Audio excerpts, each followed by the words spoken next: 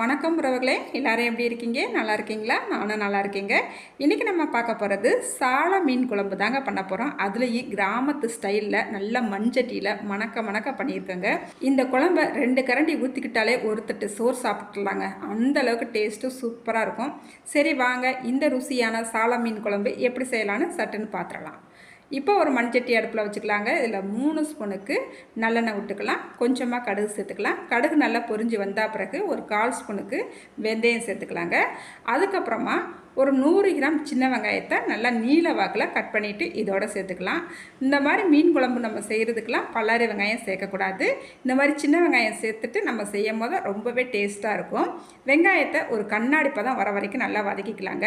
அதுக்குள்ளேயும் நம்ம கொஞ்சம் தேங்காய் பேஸ்ட்டு ரெடி பண்ணிக்கலாம். ஒரு சில அளவு தேங்காய் சில்லு எடுத்து அதை நல்லா தண்ணி ஊற்றி ஒரு பேஸ்ட்டாக அடித்து எடுத்துக்கலாம். இப்போ வெங்காயம் கண்ணாடி பதம் வர வரைக்கும் நல்லா வதக்கிக்கிட்டாச்சு.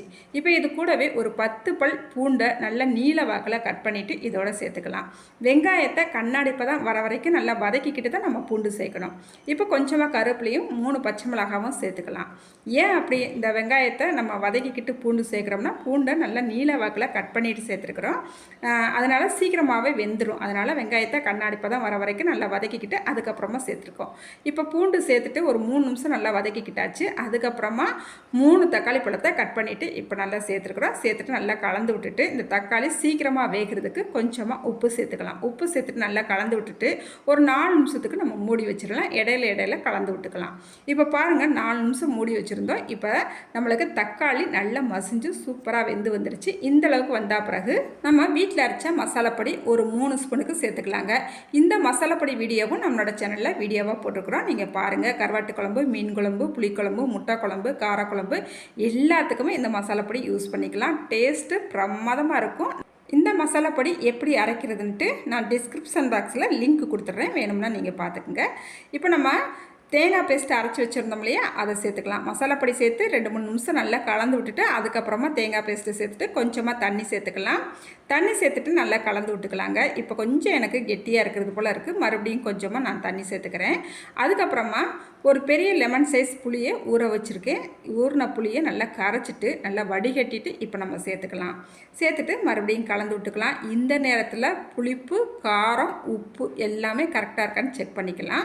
கொஞ்சமாக மஞ்சத்தூளும் சேர்த்துக்கலாம். இப்போ நம்ம எல்லாம் சேர்த்தா பிறகு நல்லா கொதி வர ஆரம்பிச்சிருச்சு.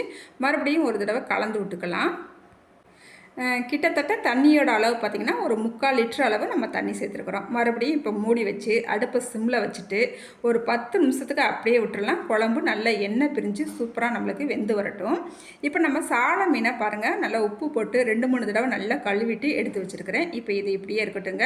இப்போ நம்ம குழம்ப பார்த்துடலாம். மூடி வச்சு ஒரு 10 நிமிஷம் ஆயிடுச்சுது.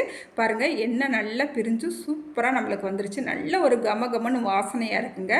இப்போ நம்ம மீன் சேர்த்துக்கலாம். மீனை இந்த மாதிரி கரண்டி கொஞ்சம் கொஞ்சமாக எடுத்து சேர்த்துக்கலாம். அப்படியே நம்ம எடுத்து சேர்க்கும் போது டபக்குன்னு அப்படியே சாய்ச்சோம்னா பார்த்துக்குங்க, குழம்பு நம்மளுக்கு தெரித்து வெளியில் சிந்த ஆரம்பிச்சிடும். அதனால் இந்த மாதிரி கரண்டியில் கொஞ்சம் கொஞ்சமாக சேர்த்துக்கலாம். இப்போ நம்ம மீனை சேர்த்துட்டு நல்லா கலந்து விட்டுட்டு மறுபடியும் ஒரு 4 நிமிஷத்துக்கு மூடி வச்சிடலாங்க.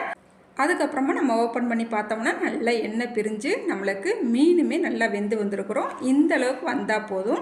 லைட்டாக மட்டும் கலந்து விட்டுக்கலாம். கலந்து விட்டுட்டு அடுப்பை ஆஃப் பண்ணிடலாம். ஒரே இதை நம்ம கலந்து விட்டோம்னா மீன் குழஞ்சி போகிறதுக்கு சான்ஸ் இருக்குது. அதனால் கலந்து விட்டுட்டு அடுப்பை ஆஃப் பண்ணிக்கிற வேண்டியதான். இப்போ நம்மளுக்கு சால மீன் குழம்பு மணக்க செம்ம டேஸ்ட்டாக ரெடி ஆயிடுச்சுங்க. சுட சுட சாதத்தோடு சேர்த்து சாப்பிடும் போது அவ்வளோ டேஸ்ட்டாக இருந்துச்சுங்க. நீங்களும் இந்த சால மீன் குழம்பை ஒரு முறை ட்ரை பண்ணி பாருங்கள். ட்ரை பண்ணிவிட்டு எப்படி இருந்துச்சுன்னு மறக்காமல் கமெண்ட்டில் சொல்லுங்கள். இந்த வீடியோ ஒரு லைக் பண்ணிடுங்க. அடுத்த ஒரு வீடியோவில் பார்க்கலாங்க. பாய்.